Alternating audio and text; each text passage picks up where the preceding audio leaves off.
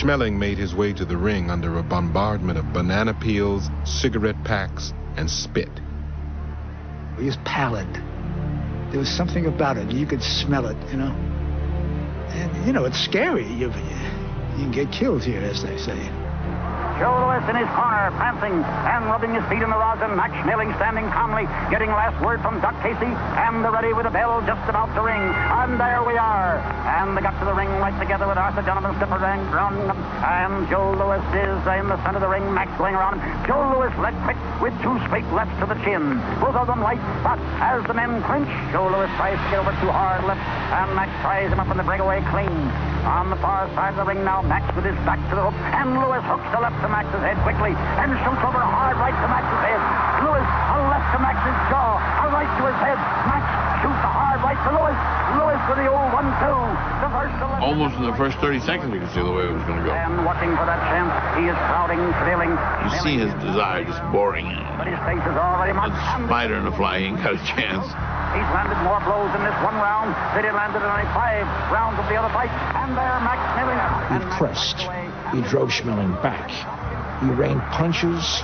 Schmeling tried to defend. He tried to counter. He tried to get out of the way. Fighting for the clinch and rope round. Is back against the ropes again. They're not too close to the ropes. Louis out, and Louis missed. At just over a minute into the first round, Louis struck Schmeling with a ferocious blow to his side. Again, a right to the body. And Schmeling emitted a scream. I think everybody went, you know, sort of like this. They had never heard a fighter scream in a high-pitched voice in agony. Screams like a woman screams. The scream just went all through the stadium. And again, a right to the body, a left hook, a right to the head, a left to the head, a right. Schmeling is going down. But he held to his feet, held to the rope, looked to his corner in helplessness. And Schmeling is down. Schmeling is down. And he's up, and Louis, right and left to the head, a left to the jaw, a right to the head. And Donovan is watching carefully. Louis measured him, right to the body, a left up to the jaw, and Schmeling is down. In a meaningless gesture, Schmeling's corner threw in the towel. Arthur Donovan threw it back, where it hung on the ropes as limp as the German himself, one writer put it. The count is 5, 6, 7, 8. The men are in the ring. The fight is over on a technical knockout. Max Schmeling is beaten in 1 round, in less than a round. It was 2 minutes and 4 seconds of murder, one writer marveled. The second shortest heavyweight title fight in history. The winner and still champion, Joe Louis. People are hugging each other, and black and white are embracing, you know, women and men and strangers. And the scene is so wild. Jubilation and tears. People crying. It was tremendous. It was almost as though we had defeated the Nazis there and then. In Germany, millions had listened to the fight in growing disbelief. 8, 9, 10, aus, aus. The fight is over. The fight is over. Schmeling is KO'd. Schmeling is on the ground. He can't get up. And we looked at each other. This cannot be true. This cannot be. The first round had only been half over. To suddenly hear on the air that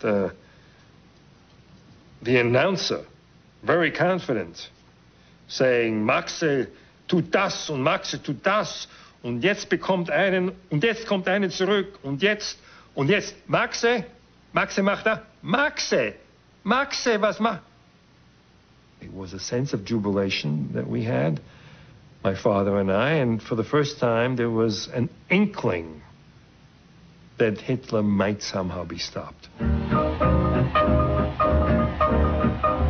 Big Joe Louis from Alabama. In Harlem, news of the victory sent 100,000 people into the streets. This is their night, the police commissioner said, and closed off 30 blocks for the celebration. Hook slept with all his might. I took the subway down to Harlem. Place was going wild. Little kids, they dancing, and old, elderly people hobbling on canes, they were looking like, oh, boy, good.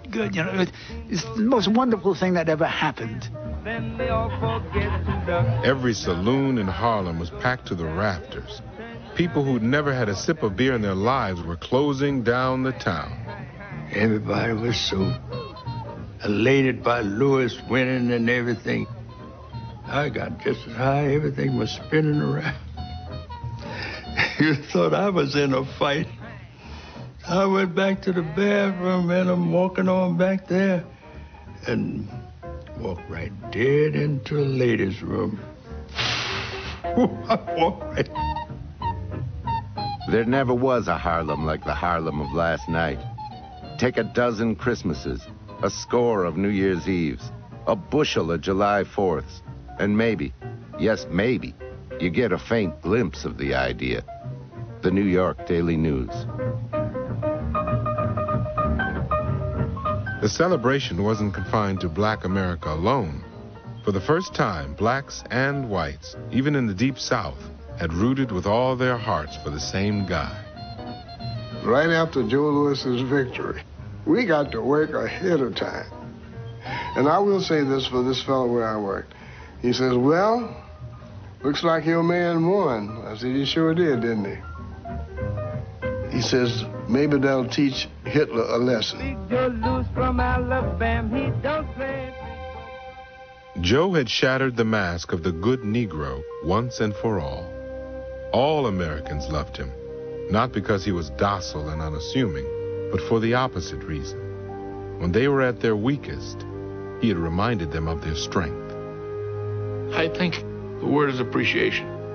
They appreciated him. Appreciated what he had done for them. Not only had he saved the honor of the country, but he gave them a tremendous moment of relief from this drudgery of pain that we were in the Depression. Man, it was tough. That night, everybody forgot the Depression. Everybody. My mother even gave me a nickel to go get an ice cream cone. That was unheard of, a nickel to celebrate, to go get an ice cream cone. We're going to take you over to Max Schmeling. After the fight, Schmeling had been helped to his dressing room. Max, will you say a word to the NBC audience? Just a word, please, Max. Ladies and gentlemen, I have not much to say. I'm very sorry, but I won't make any excuse, but I get such a terrible hit. The first hit I get in the left kidneys, I was so paralyzed I couldn't even move. And well, after it was all over, Well, Max, I'm sorry. That's all I can say. When Schmeling finally recovered enough to return to his native soil, there was no berth of honor on the Hindenburg, no Luftwaffe escorts, or personal meetings with Hitler. They dropped him like a hot potato. Not even consoled or poor Max and so, no. They had lost every interest in him. Schmeling's career was all but over. He fought a few more times, but never again in America. Freed from his entanglements with the Nazi government, Schmeling felt able to take risks he'd never been willing to take before. In November, during the national pogrom called Kristallnacht, he sheltered two small Jewish boys, the sons of an old friend, hiding them in his hotel room while Nazi gangs roamed outside. During the war, Schmeling was conscripted into the German army. After it was over, he was cleared by British authorities of any complicity in Nazi crimes. Schmeling rebuilt his life one more time. The Nazi idol earned a fortune as a bottler for the Coca-Cola Company in Germany. Joe Louis went on to become the greatest heavyweight champion in history, defending his title 24 more times over the course of 12 years. His opponents were so overmatched, they earned the title Bum of the Month Club.